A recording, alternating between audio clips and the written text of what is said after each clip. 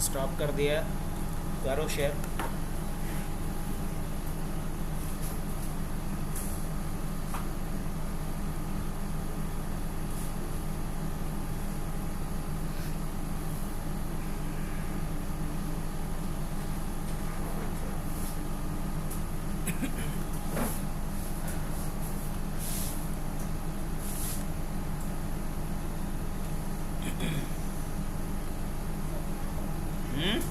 काहे को?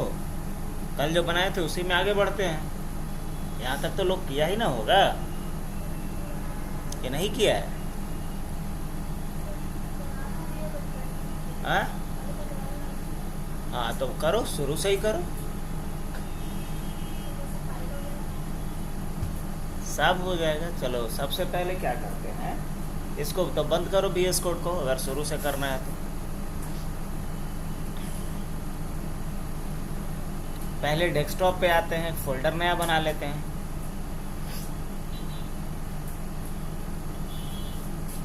फोल्डर का नाम कुछ भी रख ले, जैसे फोल्डर का नाम रख देते हैं W प्रोजेक्ट।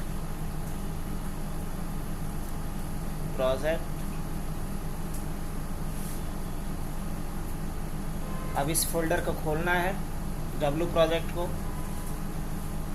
सबसे पहले देख ये लेना है। अच्छा चलो ठीक है, खोल लो, वहाँ से भी चेक हो जाएगा जहाँ जा रहे हैं हम लोग। VS कोड तो वन मैन आर्मी है, सब कुछ दे ही दे रहे हैं। इस वेलकम वाले पेज को क्लोज कर लेते हैं हम लोग। यहाँ टर्मिनल खोल लेते हैं, न्यू टर्मिनल। हाँ, यहाँ सबसे पहले चेक करेंगे कि पाइथन इंस्टॉल है या नहीं। सबसे पहली बात कैसे चेक करेंगे, बहुत इजी है। क्या लिखेंगे, पाइथन -- वर्जन। चेक हो गया। अगली लाइन में आते हैं, तो फिर क्या चेक करेंगे कि जैंगो इस पे इंस्टॉल है या नहीं। तो क्या लिखेंगे, पिप फ्रीज।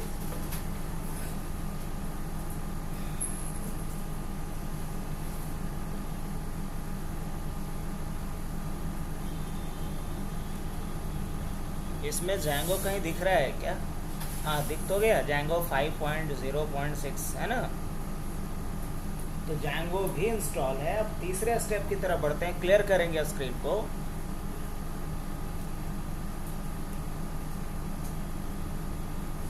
अब हम लोग चलें एक जैंगो प्रोजेक्ट क्रिएट करने के लिए। तो इसके लिए हमारे पास कमांड होता है जैंगो एडमिन, Django-admin।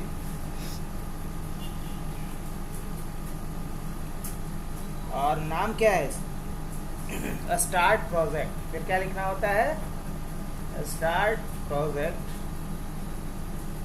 और फिर प्रोजेक्ट का नाम देना होता है।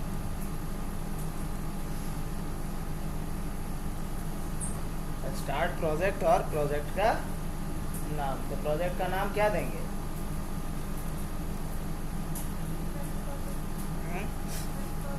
प्रोजेक्ट का नाम डालते हैं जो भी आप अपना डालना चाह रहे हो। डाल देता हूँ WAPP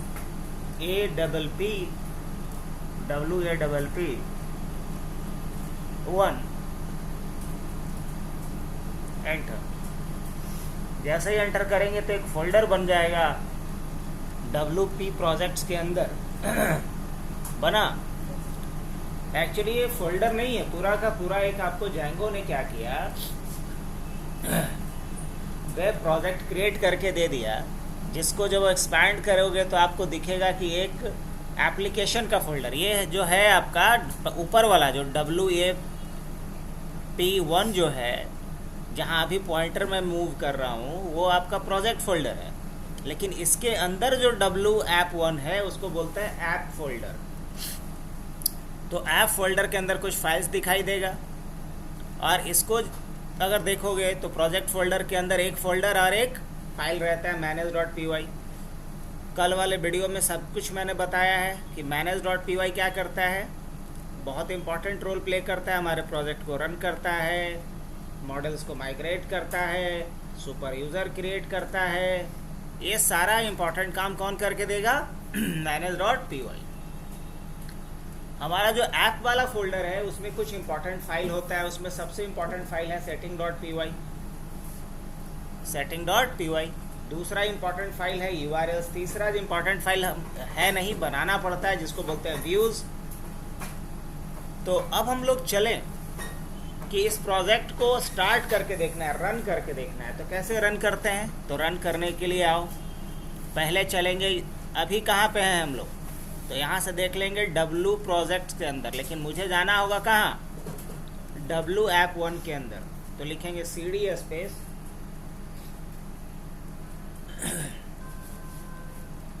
W ऐप 1, एंटर। अब यहाँ प्रोजेक्ट को रन करने के लिए आपके पास कौन सा फाइल है? manage.py। इसको रन करना है तो क्या लिखेंगे? पाइथन स्पेस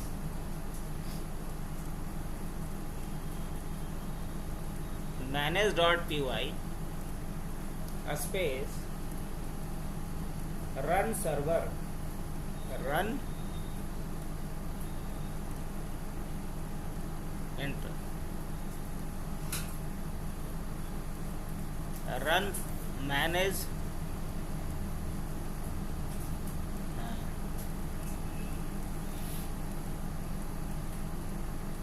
चलो प्रोजेक्ट तुम्हारा रन कर गया।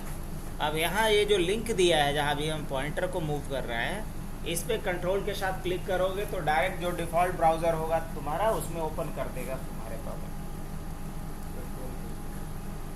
कंट्रोल के साथ क्लिक करने पे देखो क्या मैसेज आया? The installed work successfully, congratulation. मतलब आपका जेंगो का पहला एप्लीकेशन रन कर चुका है। और लेकिन प्रॉब्लम ये है कि ये जो एप्लीकेशन आपका रन किया है आपके लोकल एड्रेस पे रन किया है, जिसकी वजह से कि आपके ऑफिस में भी दूसरे किसी मशीन से इस एप्लीकेशन को, इस वेबसाइट को एक्सेस नहीं किया जा सकेगा। क्यों नहीं किया जा सकेगा? क्योंकि लोकल आईपी पे रन कर रहा है।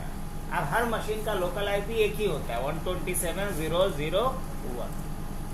तो अगर हम अपने प्रोजेक्ट को, अपने वेबसाइट को, अपने एप्लीकेशन को लोकल आईपी के बजाय किसी दूसरे आईपी पे रन करना चाहें तब कैसे करें? तो चलो फिर दोबारा आते हैं टर्मिनल पे VS कोड में।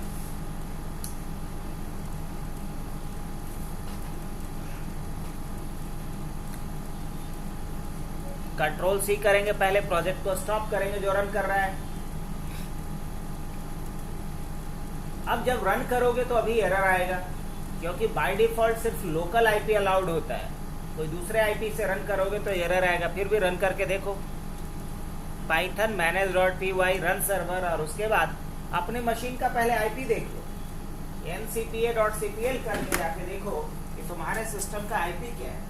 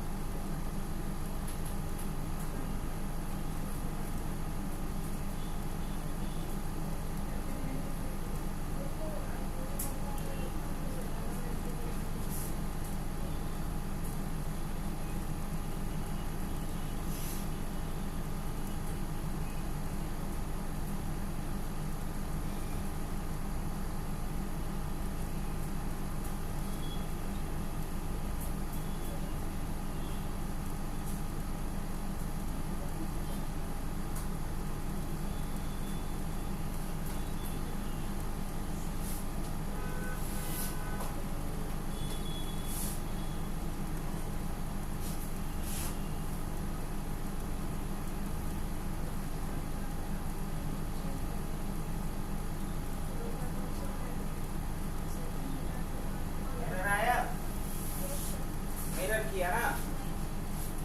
अब पहला चेंजेस कहाँ करेंगे हम लोग? सेटिंग में आकर के। सेटिंग फाइल कहाँ मिलता है? ऐप फोल्डर के अंदर। इसमें उल्टा कर दी, डाउनवर्ड करना चाहिए था इसको।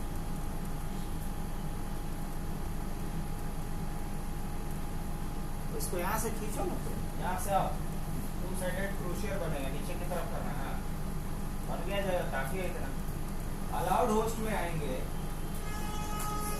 अलाउड होस्ट में डाल देंगे अपना लोकल आईपी, देख लिए हो। अगर हमनेट से कनेक्टेड हो गए तो 192.168.29 डॉट कुछ अलग होगा, है ना।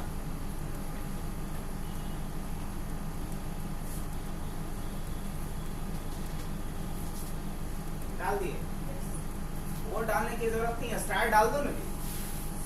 अब मान लो आईपी बदल जाएगा तो फिर आगे चेंज करना पड़ेगा, तो यहाँ स्टार डाल दिए बस। अब दोबारा रन करेंगे,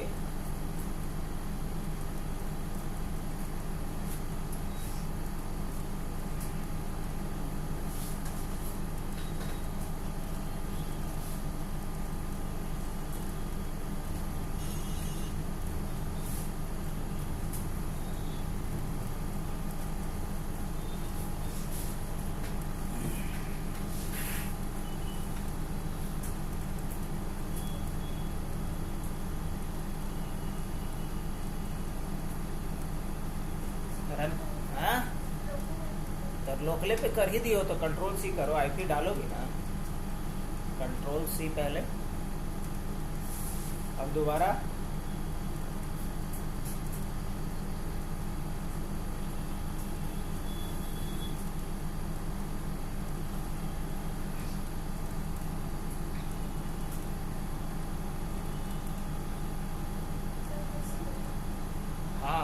रन सर्वर तक लिखना, इंटर मत मारना। उसके बाद आईपी देना होगा और फिर कोलोन दे के पोर्ट नंबर देना होता है।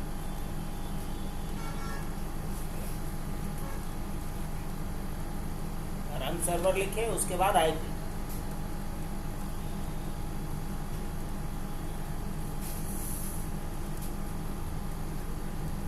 उसके बाद colon port number.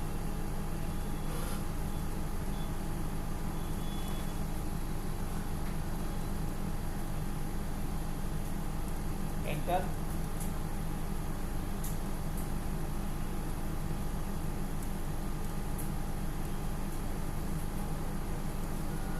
Allow.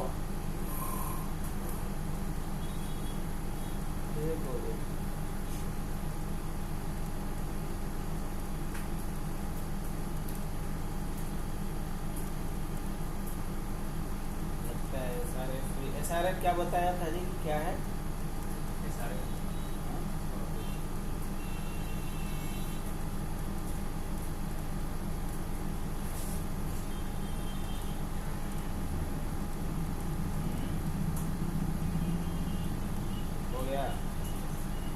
Run कर गया ना इस आईपी पे।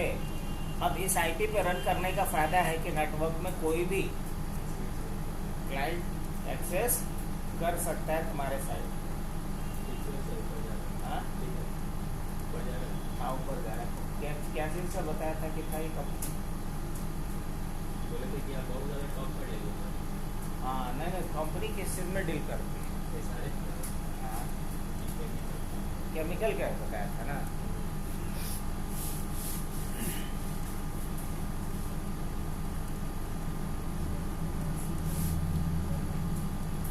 अब आगे बढ़ते हैं थोड़ा, यहाँ तक तो हो गया।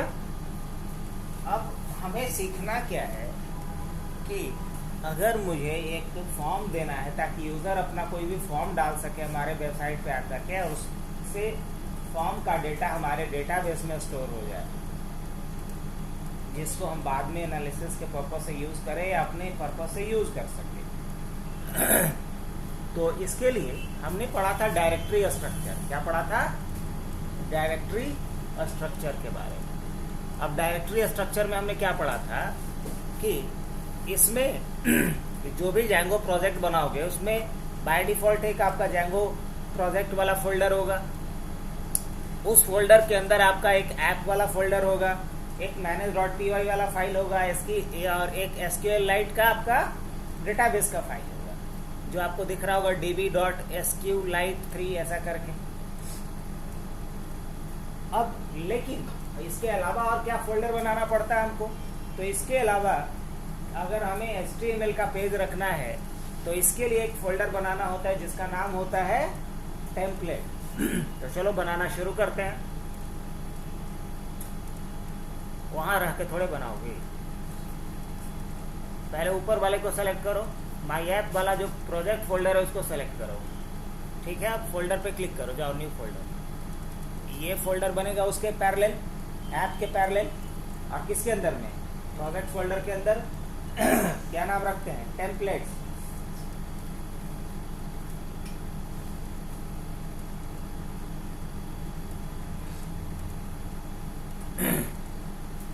टेम्पलेट्स। एक और फोल्डर बनेगा जिसमें कि CSS और जावास्क्रिप्ट या फोटो वगैरह रखा जाएगा। तो जाओ फिर ऊपर वाले पे, हाँ, फिर न्यू फोल्डर। इसका नाम रखेंगे क्या, इसका नाम रखेंगे स्टैटिक। क्या नाम रखते हैं, स्टैटिक।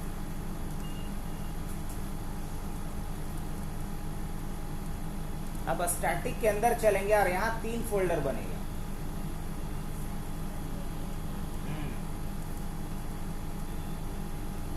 पहला फोल्डर बनेगा CSS का,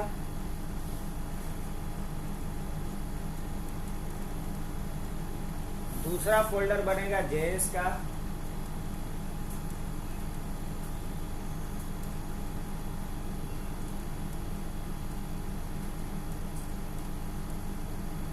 और तीसरा फोल्डर बनेगा इमेज का, IMG।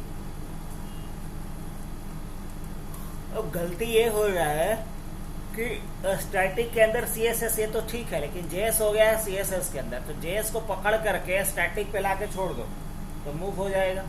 JS को पकड़ो, कान खींचो, दबा के, हाँ छोड़ दो, यहाँ छोड़ दो, वहाँ नहीं, ये तो स्टैटिक के अंदर चल जाएगा। ये WF1 के अंदर जाएगा, स्टैटिक पे लाके छोड़ो, हाँ छोड़ दो, छोड़ो, मूव। अब सही आया। अब JS के अंदर फिर आओ,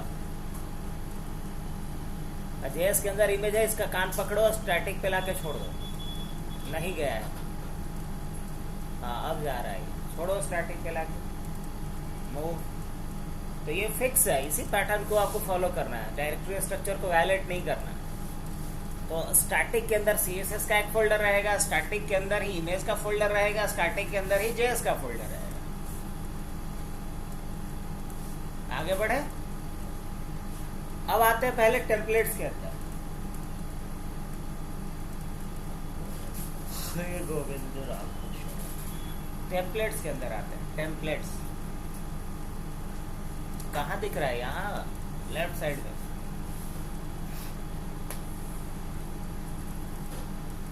एक्सपैंड करो इसको,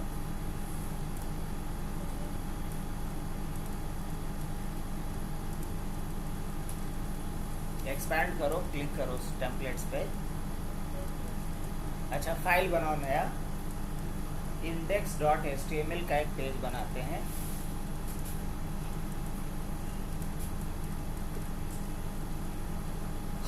लिखते हैं एक्सक्लेमेशन और इंटर, ताकि बेसिक HTML का कोड खुद लिख देगा ये। एक्सक्लेमेशन और इंटर।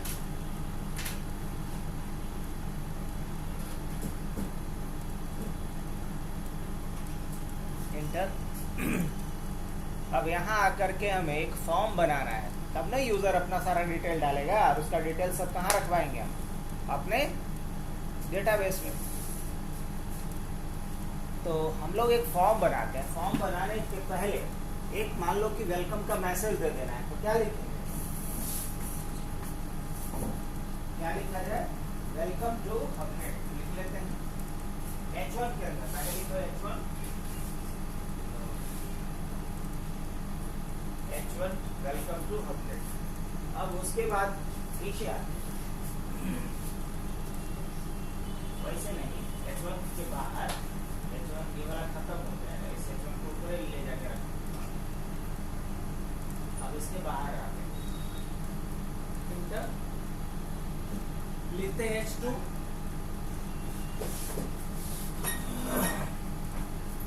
लिखते हैं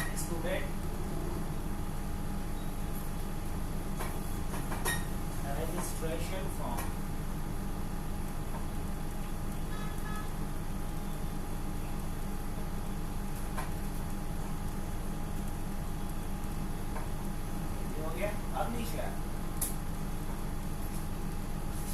अब एक फॉर्म बना, तो फॉर्म बनाने के लिए HTML में टैग होते हैं। HTML में जितना भी एंगलो ब्रैकेट के अंदर लिख रहे हो ना, जैसे H1 लिखा है, H2 लिखा है, या बॉडी लिखा हुआ दिख रहा है, हेड लिखा हुआ दिख रहा है, इन सबको टैग बोलते हैं। क्या बोला जाता है? टैग बोलते हैं।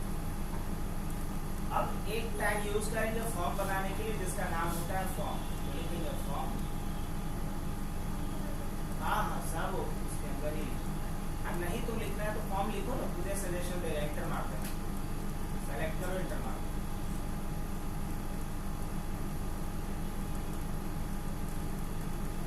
मिटाओ इसको।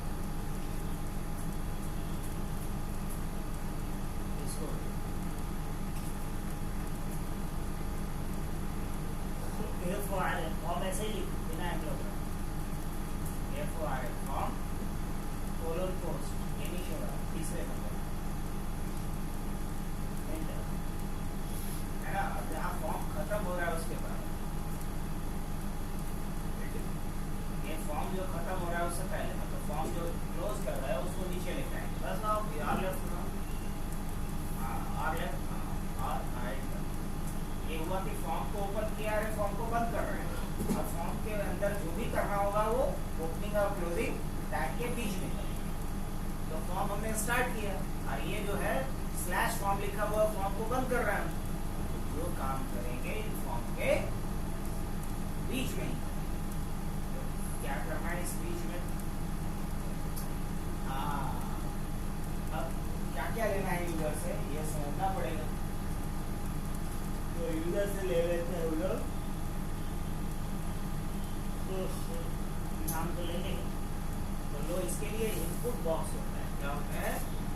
आप कैसे यूज करते हैं? तो लिखो इनपुट कोलोन टेक्स्ट,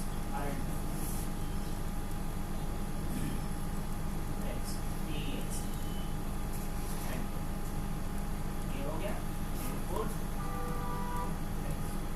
अब इसका नाम डाल देते हैं, देखो नेम डाल देते हैं, नेम ही नेम, आईडी भी डाल देते हैं, नेम, हाँ हाँ नेम। उसके बाद आगे इसी में स्पेस दे करके डबल कोट्स के बाद, हाँ स्पेस, देखो प्लेस होल्डर। प्लेस होल्डर इसलिए लिखते हैं ताकि बाय डिफॉल्ट वहाँ क्या दिखाई दे लिखने से पहले। प्लेस होल्डर डाल देते हैं, inter your name, inter your. अब हम चाहते हैं कि कोई खाली न छोड़े अपना नाम, तो फिर डबल कोट से बाहर निकलो और लिख दो रिक्वायर्ड, रिक्वायर्ड।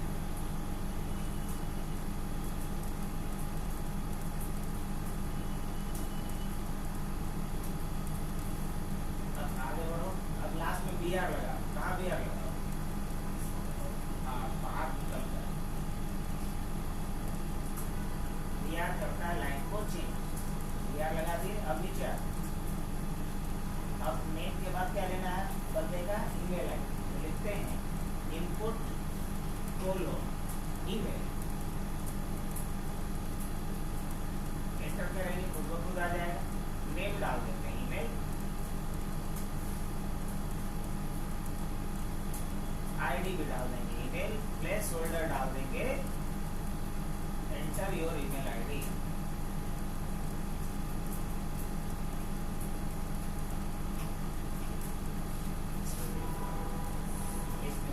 डाल देते हैं,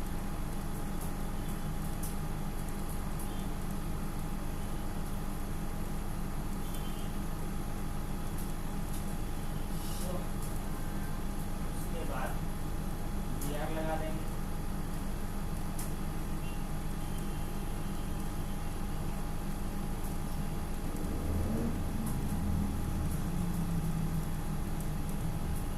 फिर आएंगे इनपुट कोलोन, ईमेल के बाद उसका क्या लेना है पासवर्ड, पासवर्ड, हाँ बहुत बढ़िया, नेम भी पासवर्ड, आईडी भी पासवर्ड।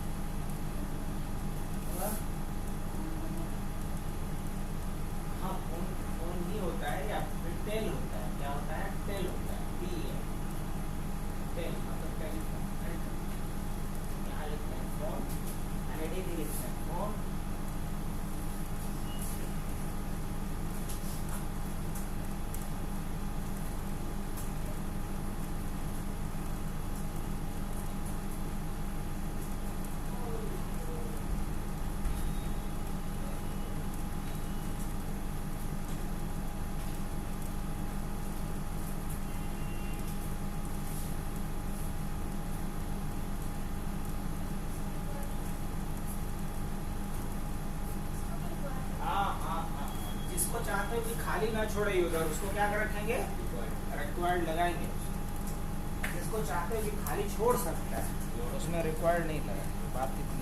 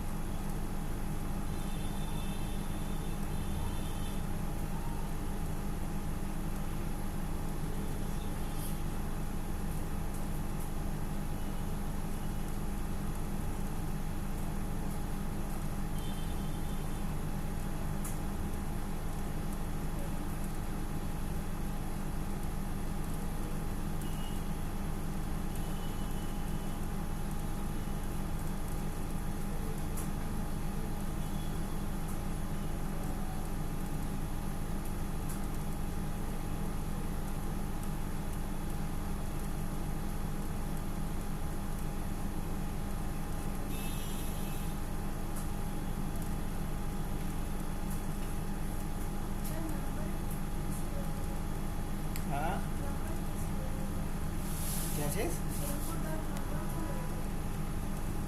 नहीं लिखेंगे नंबर, टेलीफोन लिखी दिए तो। अच्छा, नंबर होता है उसके लिए कि अगर हम चाहते हैं कि कोई एक्सपीरियंस अपना डालना चाह रहा है या कोई एज डालना चाह रहा है तो ये सेलेक्ट कर सकता है, तो नंबर ले लो।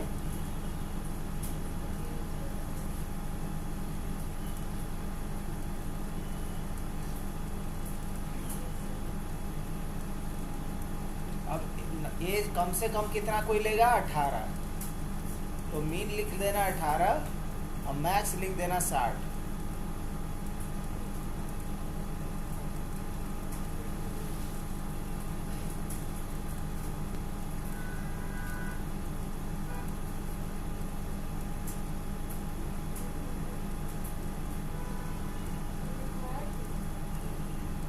हाँ ना, इसमें रिक्वायर्ड,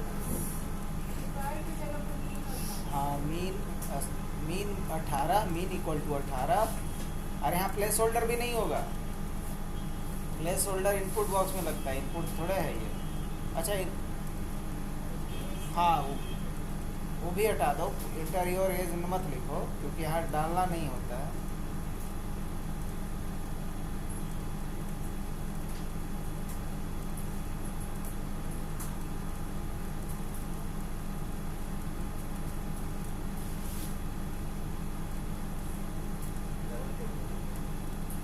काहे को ऐसे ही,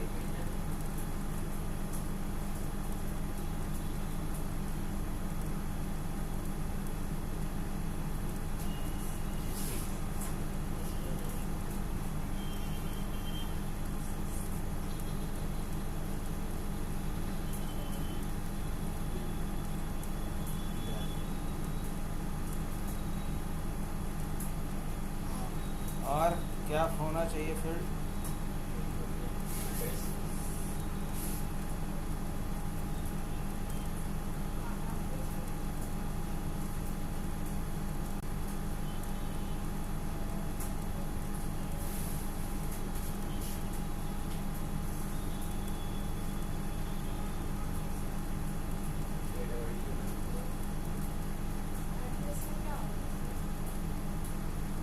एड्रेस का होगा टेक्स्ट एरिया।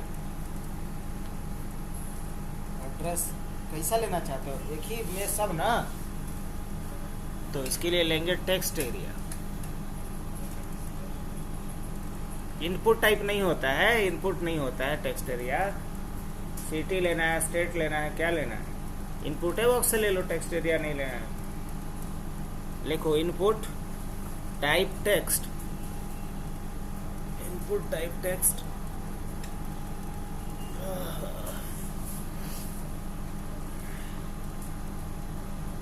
आईडी भी एड्रेस, हाँ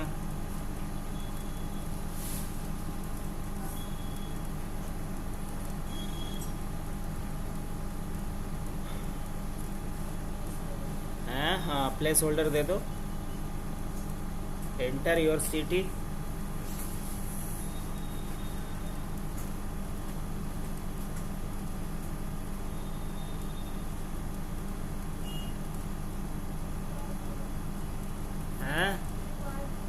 हाँ, रिक्वायर्ड डाल दो। हाँ, रिक्वायर्ड डाल सकती हो।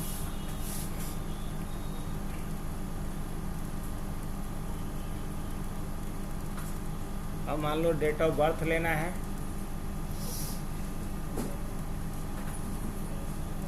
एज ले लिया ना।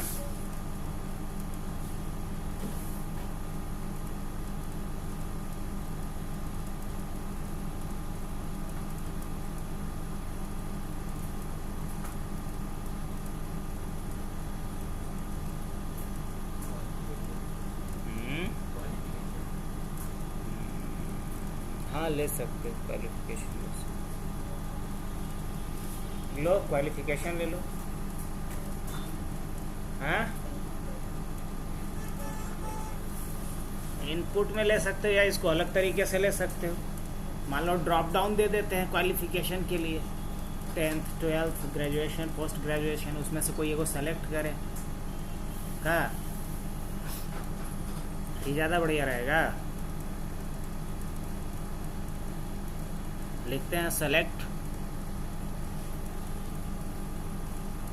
एंटर मारो। अब सेलेक्ट को जहाँ क्लोज हो रहा है उसको नीचे लेके आओ। यहाँ लिखो ऑप्शन, OPTION,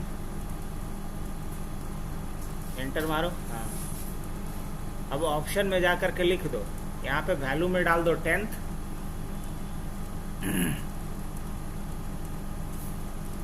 और जहाँ ऑप्शन बंद हो रहा है उससे पहले भी लिख दो 10th।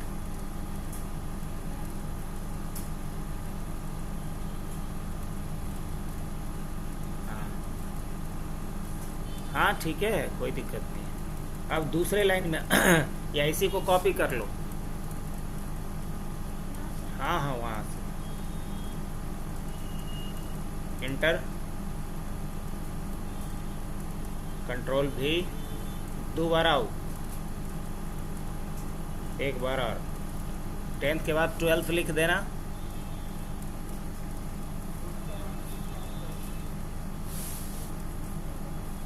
उसके बाद ग्रेजुएट लिख देना, फिर पोस्ट ग्रेजुएट लिख देना। UG PG लिख दो ना शॉर्ट में, हटाओ।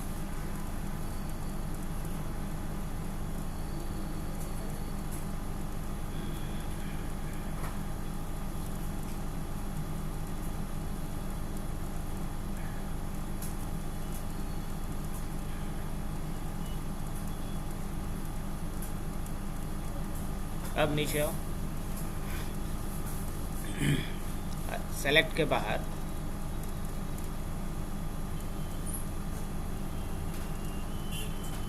BR लगाए हो, जहाँ सेलेक्ट खत्म हुआ है BR लगाओ।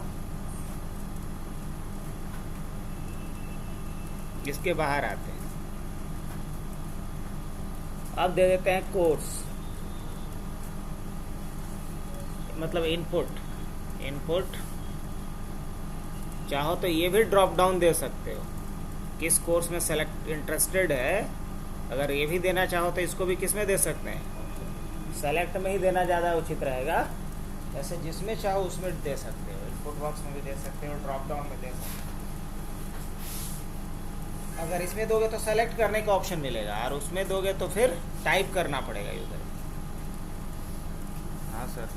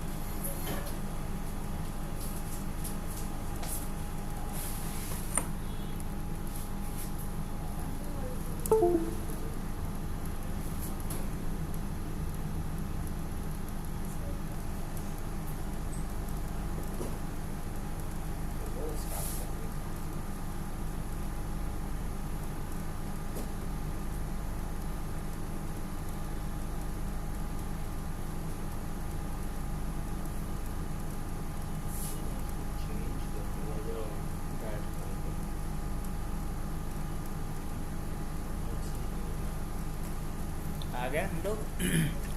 हाँ, कोर्स में भी दे दी हो, चलो बहुत अच्छे, मतलब इतना ही कोर्स देना है मेरे को। अब उसके बाद कब से ज्वाइन करेगा उसके लिए टेंटेटिव डेट पूछ लें उससे, है ना। इंटरेस्टेड टू ज्वाइन फ्रॉम ऐसा कुछ लिख देते हैं। तो लिखो, इसके लिए डेट लेंगे, क्या लेंगे, डेट।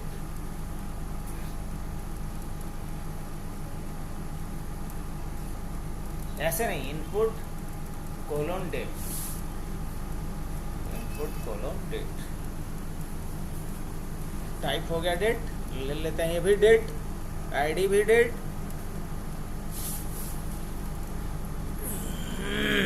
डीआर,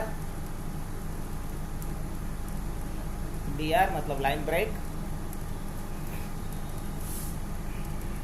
नीचे आते हैं, गलती हो रही है। और यहाँ क्या करना है, अब यहाँ करना ये है कि अब एक बटन बना देना है, ताकि जैसे उसको कोई क्लिक करे तो ये सारा जानकारी हमारे डेटाबेस में चला है। मेन मकसद क्या है कि हम लोग GUI एप्लीकेशन बनाए थे जिससे कि डेटा हमने गेट करके डेटाबेस में रखा। अब एक वेब एप्लीकेशन बना रहे हैं जिसके थ्रू डेटा गेट करके हम अपने डेटाबेस में रखेंगे। तो लिखो इनपुट कोलोन बट और submit, input colon submit, enter. Values डाल देते हैं सबमिट, नेम भी डाल देते हैं सबमिट, आईडी भी डाल देते हैं सबमिट।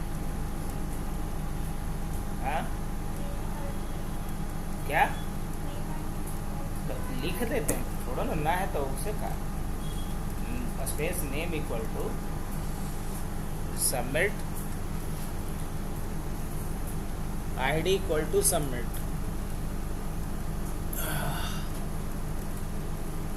चलो बढ़िया, ये फॉर्म हमारा रेडी हो गया। हाँ अब क्या ला, इसके आगे कुछ है, इसके आगे कुछ नहीं है तो फिर कोई दिक्कत नहीं है। अब ये वाला फॉर्म हमारा खुलना चाहिए कहाँ पे, ये खुलना चाहिए एज अ होम पेज, लेकिन अभी खुलेगा नहीं खुलेगा। तो इसके लिए कहाँ चलना होगा, इसके लिए हमें आना होगा पहले setting.py, कहाँ आना होगा setting.py में, और इसमें कहाँ आएंगे, टेम्पलेट्स में। इंस्टॉल्ड ऐप है, मिडिलवेयर है, वहाँ टेम्पलेट्स दिखा होगा, हाँ हमें तो दिख गया है। टेम्पलेट्स के DIRs में, मतलब DIR के नाम से एक लिस्ट बना हुआ होगा, इसी लिस्ट में आके लिखोगे base_dir, हाँ प्लस क्यों, base_dir सेलेक्ट कर लो, एंटर, कॉमा, और यहाँ डबल कोट्स या सिंगल कोट में लिख देंगे टेम्पलेट्स, मतलब उस फोल्डर का नाम जहाँ की तुम्हारा HTML के पेज रखे गए हैं। स्पेलिंग सही होना चाहिए। बस अब आगे बढ़ें।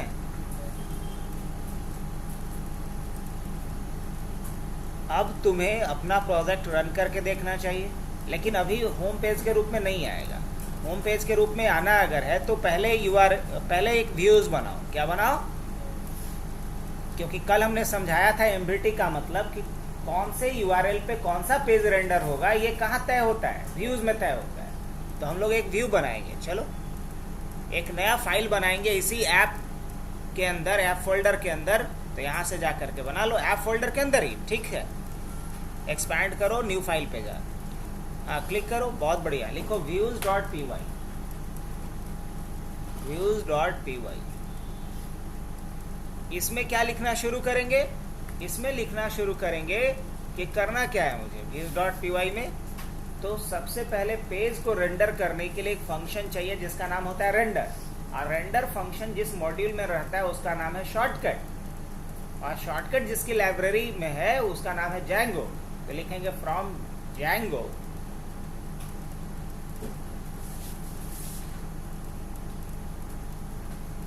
Django import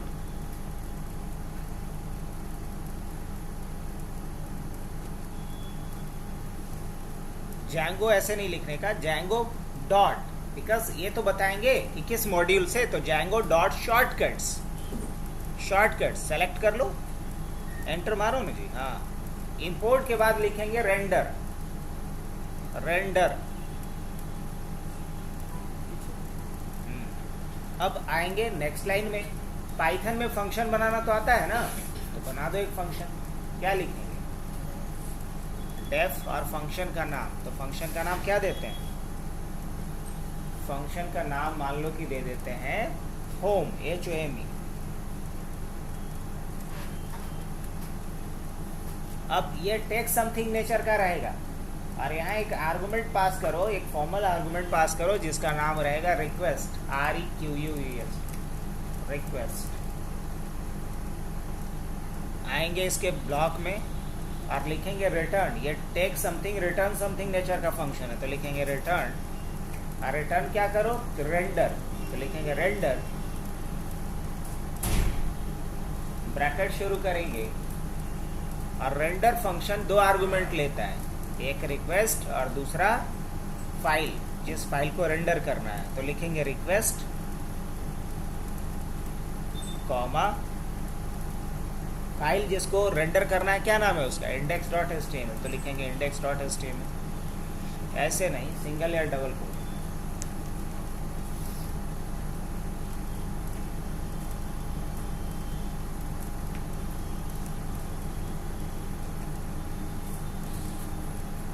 सिंगल या डबल कोट, बस ये व्यूज का काम हो गया। अब हम लोग कहाँ आएंगे? URL में। कहाँ आएंगे? URL पे आ जाओ। अब URL में ऑलरेडी यहाँ एक क्या बना हुआ है? URL पैटर्न बना हुआ है, लेकिन URL पैटर्न बना उससे पहले हम लोग क्या पढ़े कि पाइथन में अगर कोई मॉड्यूल बनाए, उसके अंदर कोई फंक्शन डिफाइन किया है, उसी फंक्शन को दूसरे फाइल में यूज करना हो, तो उस फाइल में पहले मॉड्यूल को क्या करना होता था? इम्पोर्ट। इतना तो याद है। तो यहाँ आओ तीसरे लाइन में, जहाँ फ्रॉम वाला है ना, 2 को लिखा हुआ, तीसरे लाइन में आते हैं और क्या लिखेंगे? From, from. और इसे हम कहाँ इंपोर्ट करना चाह रहे हैं? अपने प्रोजेक्ट फोल्डर में बना हुआ है, तो हमारा प्रोजेक्ट का नाम क्या है? WAP1, तो लिखेंगे फ्रॉम WAP1, app1 डॉट, अब वहाँ के किस फाइल से लाना है?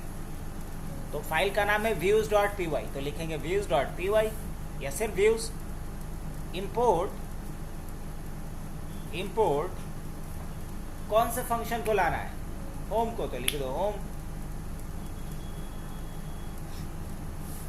अब आते हैं इस URL पैटर्न पे, यहाँ बताएंगे कि किस URL पे कौन सा फंक्शन कॉल होगा। तो आओ इसके बाद इंटर करके क्या लिखेंगे? यहाँ पे पाथ, और यहाँ हम लिखते हैं सिंगल कोट्स, क्योंकि हम कोई भी एड्रेस नहीं जोड़ना चाह रहे हैं, कोई स्लग नहीं जोड़ना चाह रहे हैं डोमेन नेम के बाद या डोमेन नेम के पहले, तो ऐसे ब्लैंक ही छोड़ेंगे, उसके बाद कॉमा देंगे, और उसके बाद क्या लिखेंगे? होम, जिस फंक्शन को कॉल करना है इस URL पे। बस हो गया काम अपना। अब प्रोजेक्ट को रन करके देखो। जैसे ही प्रोजेक्ट रन करेंगे तो जैंगो का जो सड़ा हुआ पेज आ रहा था, डिफॉल्ट पेज, वो अब नहीं आएगा, पेज आएगा हमारा वाला जो हमने बनाया है अभी का। पाइथन के बाद स्पेस पड़ेगा, न कि डॉट पड़ेगा।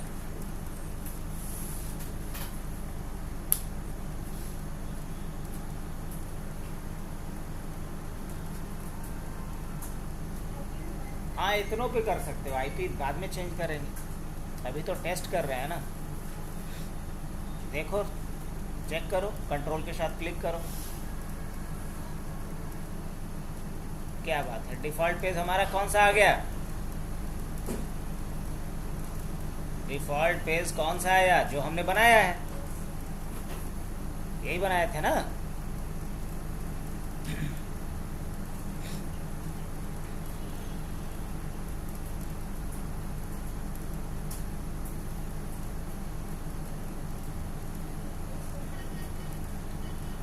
अब जैसे टाइप करने लगे तो प्लेस होल्डर हट जाएगा, जैसे टाइप करोगे तो कुछ टाइप करो तो हट जाएगा प्लेस होल्डर, जैसे ही मिटा दोगे तो वहाँ लिखा हुआ आ जाएगा कि क्या डालना है आपको यहाँ पे। बाद में डेकोरेट करेंगे, डेकोरेशन पहले बता दें। आप पहले इसका डेटा उठा के कहाँ डलवा देना है, डेटाबेस में डलवाना है, यही काम ना। तो जैसे अब एक डेटाबेस पहले बनाना पड़ेगा, तो आ जाओ MySQL खोलो।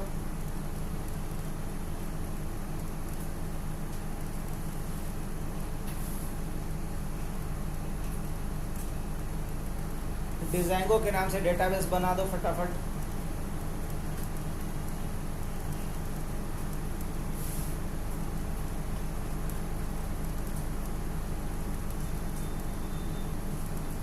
ओपन कर लो डिजाइंगो को।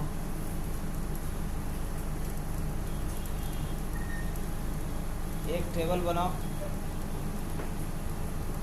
क्रिएट टेबल इंक्वायरी,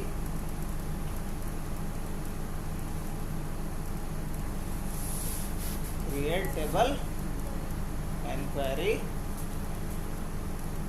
और इस इंक्वायरी में उतना ही फील्ड दो जितना कि बनाई हो। यहाँ पे देख लो, सामने तो दिख रहा है नेम, पहले लिखो नेम,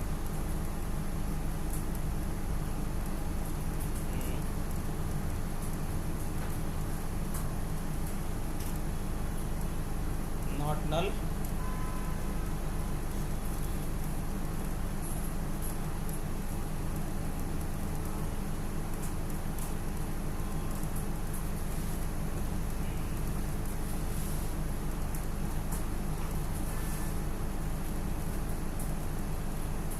प्राइमरी बना दो इसको।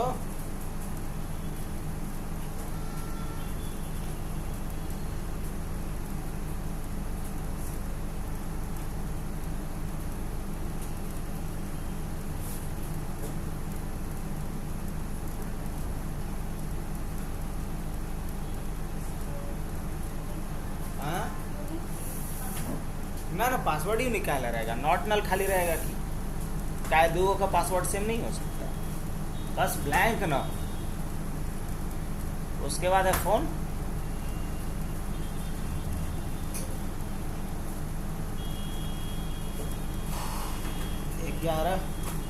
इसको बनाओगे यूनिक, क्योंकि दो बंदे का फोन नंबर सेम नहीं होना चाहिए, इसलिए इसे यूनिक बना।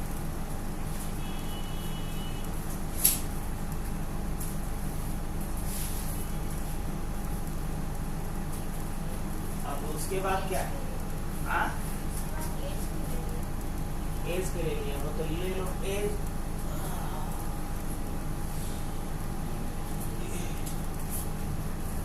ले लो।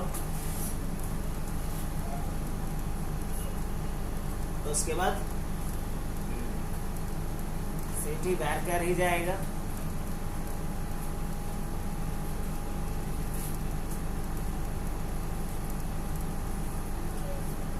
ये भी बैक कर ही जाएगा क्योंकि नंबर और कैरेक्टर दोनों मिला जुला है 10th में 12th में।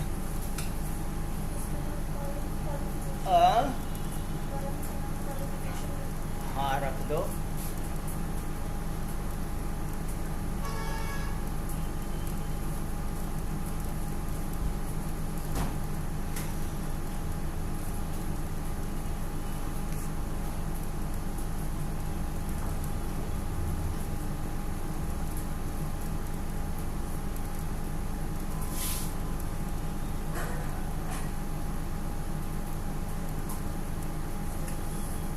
क्वालिफिकेशन के बाद फिर क्या डालना है, कोर्स डालना है।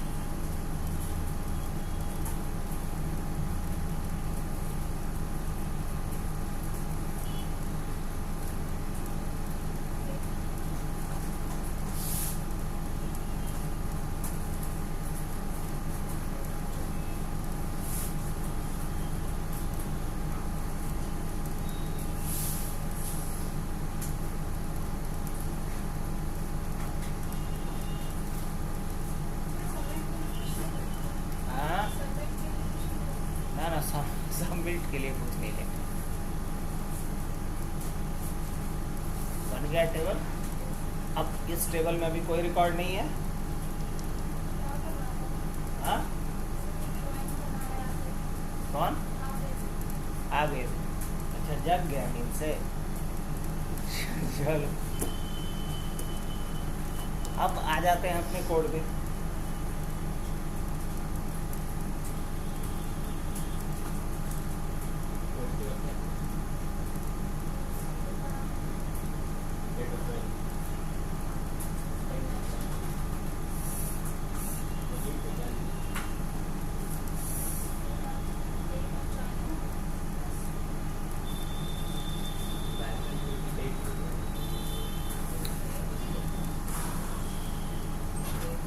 अब एक काम करना है, अब आ जाओ पहले इसका इंडेक्स.html में आओ,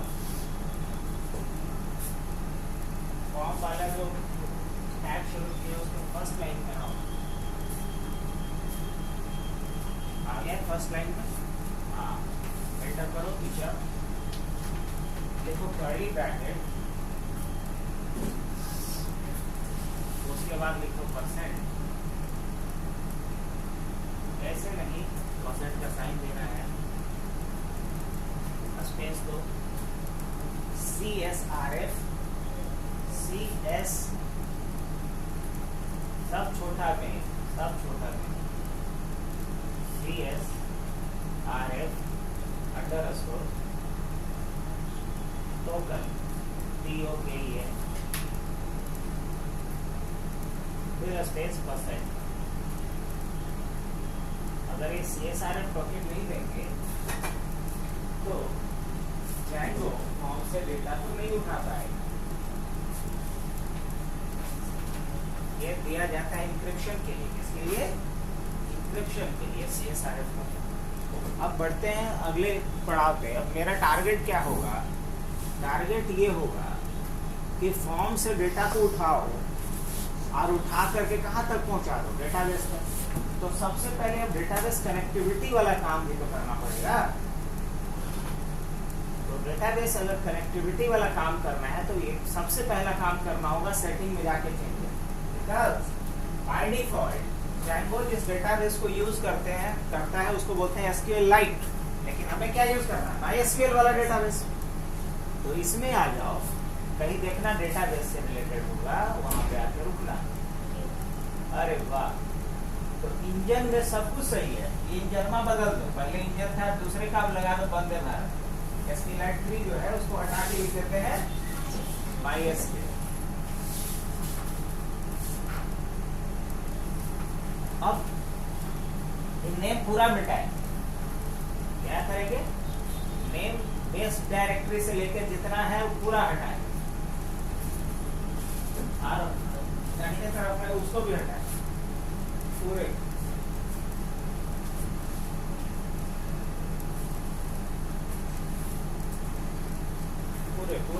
पूरे को कोलोन से एकदम घुसा के बड़े में लिखाएगा, उसके बाद कोलोन, नेम के बाद जहाँ नहीं बाहर। अरे डिक्शनरी है और क्या, डिफॉल्ट क्या है? डिक्शनरी। अब डिक्शनरी में क्या होता है? की वैल्यू होता है, तो की है वैल्यू है, अब फिर लिख रहे हैं। पाइथन पढ़ते ना है पकड़ में आ जाना चाहिए, स्पेस दो। अब डेटाबेस का नाम क्या रहेगा तुम्हारा? Django है, तो लिखो यहाँ Django, नहीं बोले तो डेटाबेस।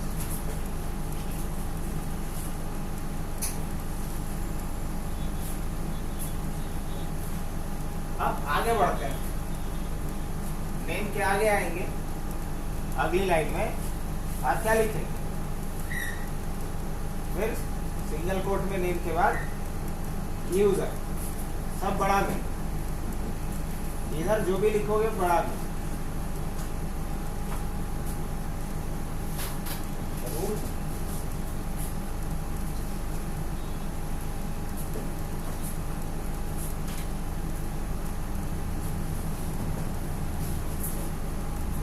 पासवर्ड,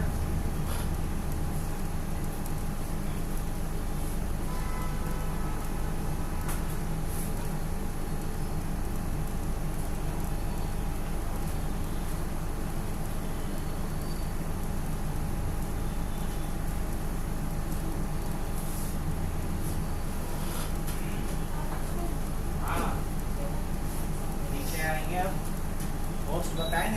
कॉमा दो, छुप रहा है तो एरर आएगी। नीचे आएंगे और फिर क्या लिखेंगे, होस्ट।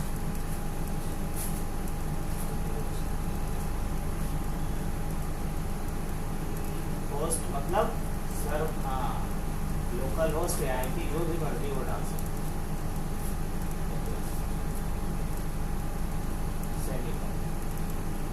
तो क्या क्या डाल दिया हमने, नेम डाल दिया मतलब डेटाबेस डाल दिया, यूजर डाल दिया और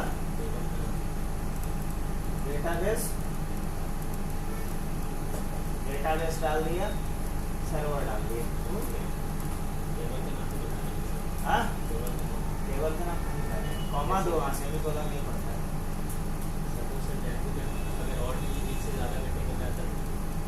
तो वो तो क्वेरी जब लिखेंगे तो वहाँ ना टेबल का नाम लिखना है, क्वेरी थोड़ी लिख रहे हो, क्वेरी लिख।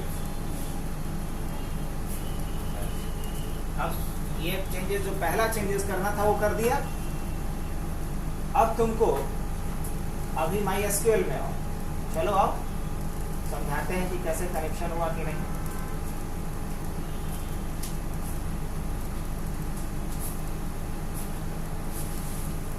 भूल गया, जाओ Django के अंदर जाओ, cd space Django, cd space Django program use. हाँ अब लिखो शो टेबल्स। अभी कोई टेबल नहीं, अच्छा एक टेबल दिखाएगा, एक टेबल दिखाएगा, इंक्वायरी का है ना। अब हम लोग आते हैं कहाँ पे, Django पे। अब इसको हम माइग्रेट करेंगे कहाँ, Django में। तो जाओ यहाँ आओ,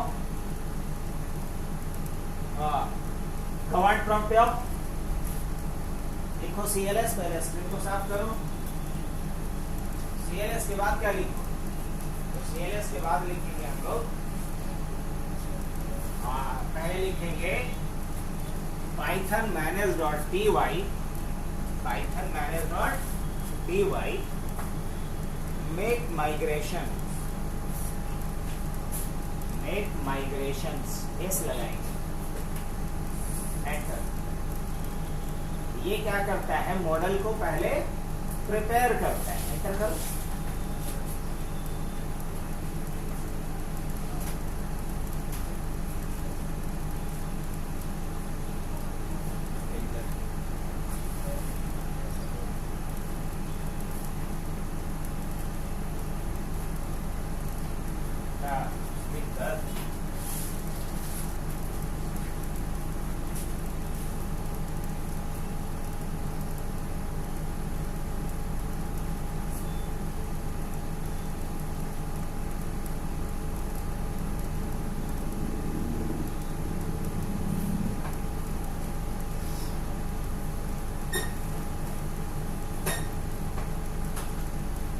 कोड में आओ, यहाँ सेटिंग में चेंज किए हो वहाँ आना देख लो।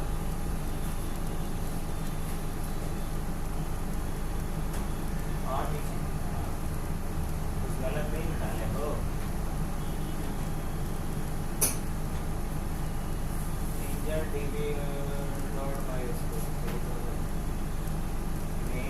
यूजर डाले हो, यूजर नेम कुछ अलग रखी हो, ठीक है। पासवर्ड, हाँ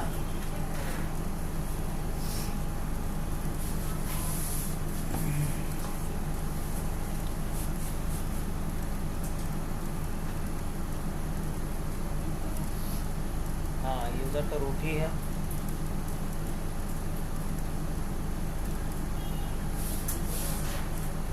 कोई नहीं, फिर से एक बार रन करो,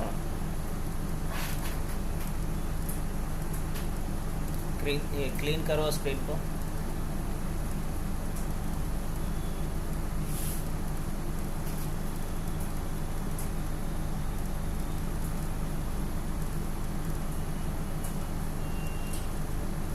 मेक माइग्रेशंस,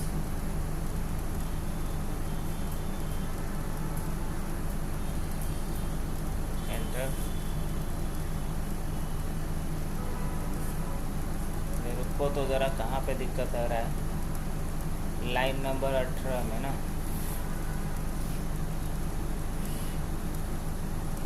रुको रुको रुको, पढ़ने दो जरा।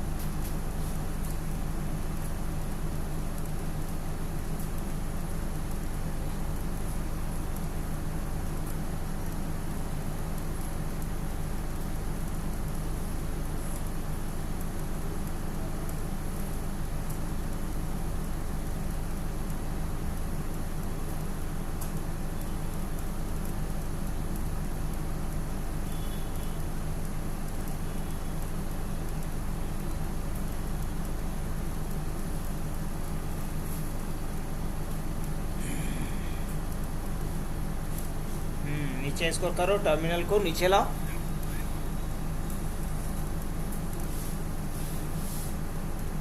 चेंजेस तो यही ना खाली किए हैं।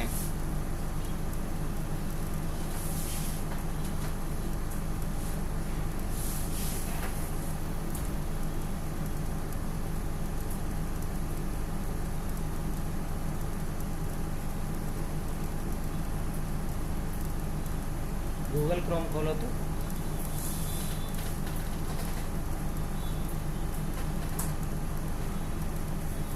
लिखो तो डिजांगो।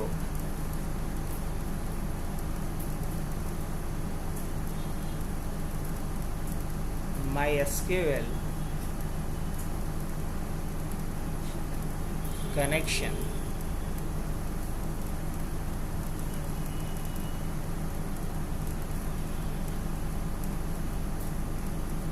इसी वाले में जाओ, दूसरे वाले लिंक पे।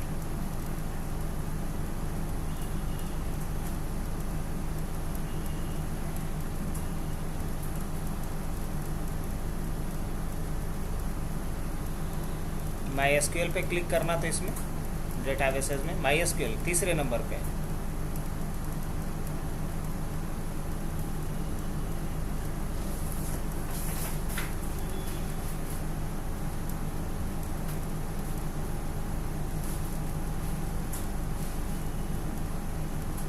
अच्छा अच्छा, समझ गई। और नीचे चलो, स्क्रॉल करके आओ।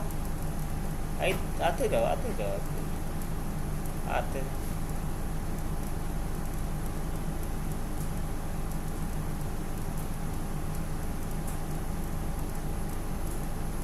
आते जाओ ना, डरना नहीं। जो लिखवाए हैं उसी से मिलता जुलता ऑप्शन दिखना चाहिए। और नीचे आओ। हाँ हाँ ठीक है, आगे बढ़ो। और नीचे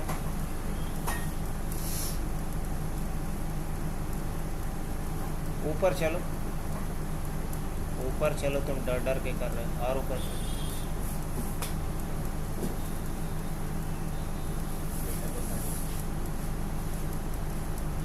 और ऊपर।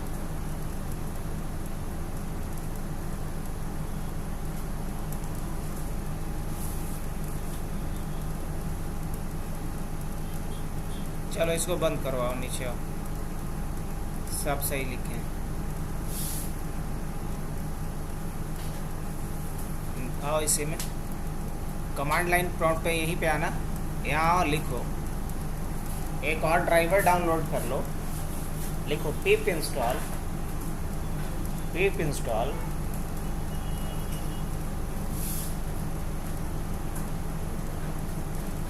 MySQL client. ना ना, एकदम ऐसे ही। एंटर।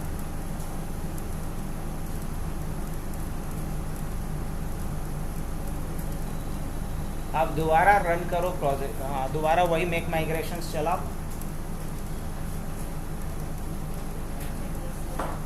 बहुत बढ़िया, काम तो कर गया ना।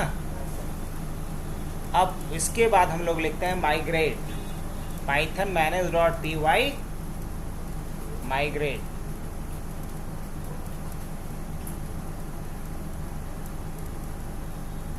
एंटर। अब जरा अपना SQL डेटाबेस में आना। लिखो यहाँ पे शो टेबल्स।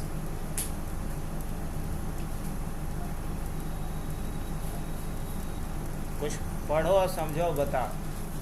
ये सब टेबल तुमने बनाया था क्या इंक्वायरी में? ये कहाँ से आया?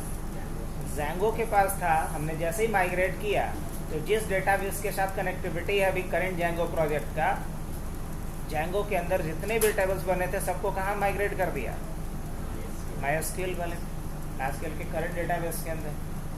ये समझाने के लिए था कि Django का हमारा MySQL डेटाबेस के साथ कनेक्टिविटी हुआ है या नहीं। यहाँ वो टेबल लाने का हमारा कोई मकसद नहीं था, सिर्फ समझाना मकसद। आगे बढ़ें। अभी हम काम करेंगे इसमें सिर्फ किस टेबल पे? इंक्वायरी वाले टेबल पे। तो चल भाई, अब ये हो गया कि डेटाबेस कनेक्टिविटी भी हमारा हो गया। आगे बढ़ें। तो नेक्स्ट, इस काम को अब करेगा कौन? इस काम को करेगा फंक्शन, कि फॉर्म से डेटा उठाए और उसको कहाँ डाले?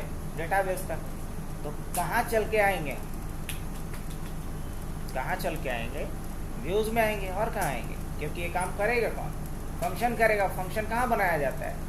व्यूज के अंदर।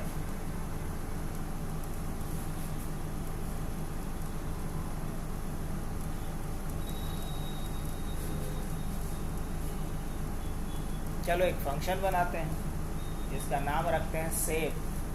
क्या नाम रखते हैं? सेव। हाँ, रिक्वेस्ट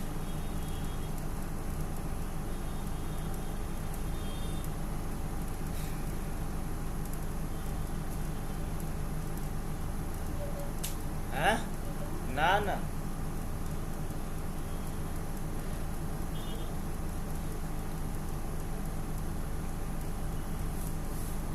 अब हम ये चाहते हैं कि जब उस बटन पे क्लिक हुआ हो तो उस बटन पे, किस बटन पे? सबमिट बटन पे क्लिक हुआ हो तो यहाँ कंडीशन चेक करना पड़ेगा। तो लिखो इफ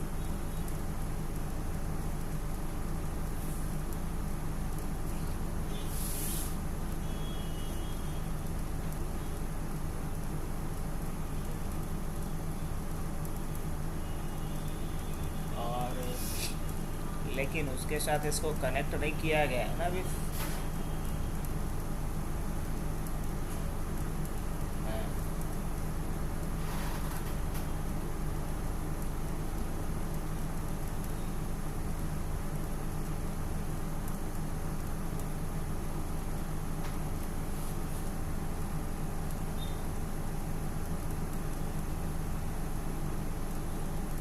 एक बार फॉर्म पे आना तो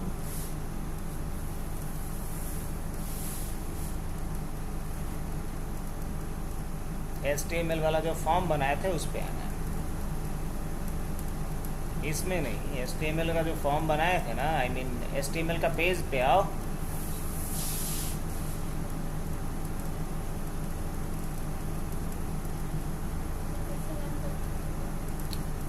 रन नहीं करना था, पेज देखना था।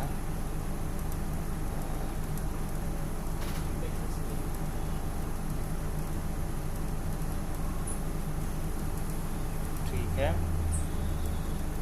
इन सभी फील्ड से डेटा को हमको उठाना है। जब सबमिट बटन पे क्लिक हो तो यही लॉजिक हमें लिखना पड़ेगा कहाँ? इस फंक्शन के अंदर।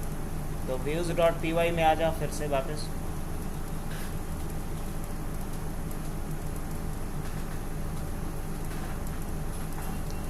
If post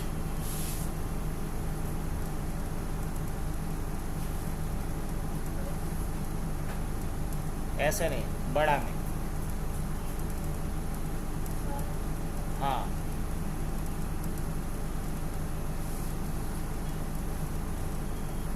equal to 1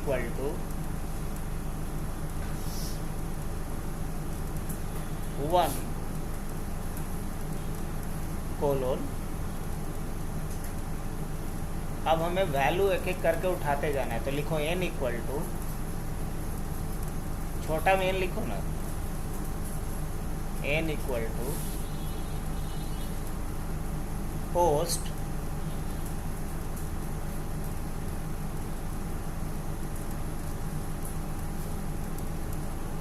big bracket, square bracket. इसमें क्या नाम रखा था उसका? नेम क्या रखे थे? नेम ना, तो सिंगल कोट में नेम डालो।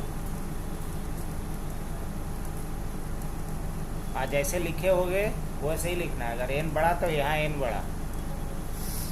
और यहाँ क्या करो, पोस्ट से पहले लिखो रिक्वेस्ट डॉट पोस्ट।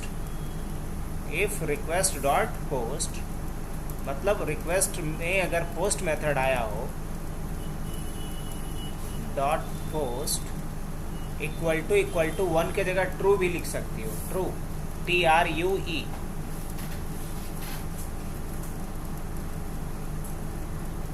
ट्रू। इसका मतलब हुआ ये कि जब किसी ने सबमिट बटन पे क्लिक किया होगा तभी ना पोस्ट मेथड एक्टिवेट हुआ होगा। तो अगर पोस्ट मेथड ट्रू होता हो तो क्या करो, एन उठा लो, तो रिक्वेस्ट डॉट पोस्ट नेम लिखो यहाँ पे, इसलिए पोस्ट कोई नहीं समझ पा रहा है। Request dot post correct. अब सभी में जाके ऐसे ही उठा लो। जाओ, सभी में उठाने का मतलब समझ में आ रहा है? सारे कॉलम से डेटा को उठाओ जल्दी। 6 था, 5 था, जितना भी ये हुआ फॉर्म से डेटा को गेट कर।